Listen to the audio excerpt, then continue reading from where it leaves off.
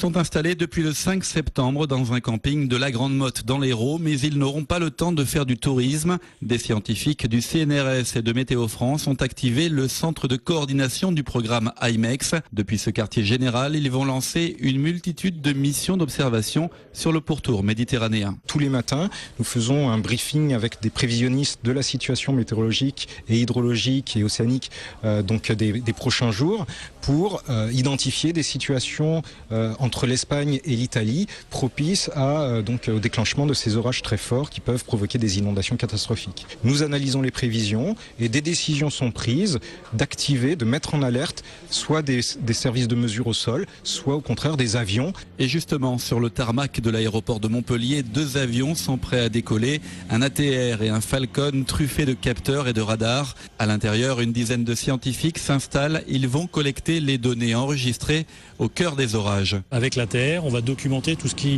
va alimenter en fait les orages par la base essentiellement, c'est-à-dire tout ce qui est vapeur d'eau, on va mesurer la vapeur d'eau et les aérosols. Avec le Falcon, on va plutôt s'intéresser à ce qui sort de l'orage, c'est-à-dire toute la glace, tous les hydrométéores glacés qui sortent au sommet de l'orage.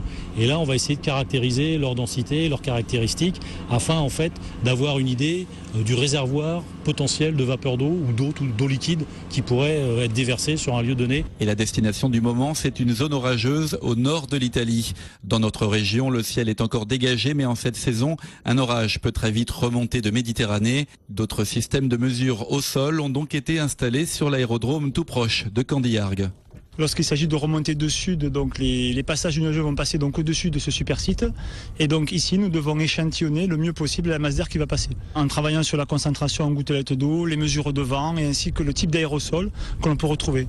Donc par exemple des poussières désertiques et la taille des aérosols, ça donnera une information très précieuse, notamment pour améliorer nos modèles de prévision et aussi les systèmes d'alerte que l'on peut apporter lors de phénomènes sévenols. On essaye d'affiner nos prévisions pour effectivement descendre, je n'irai pas jusqu'au quart d'heure, mais au moins descendre jusqu'à des choses autour de l'heure pour donner une alerte suffisamment tôt. Car c'est bien l'enjeu de l'expérimentation IMEX, mieux anticiper les phénomènes météo dangereux. La phase intensive d'observation s'achèvera le 6 novembre. Il faudra ensuite analyser les données, une étape qui devrait durer au moins 2 ans.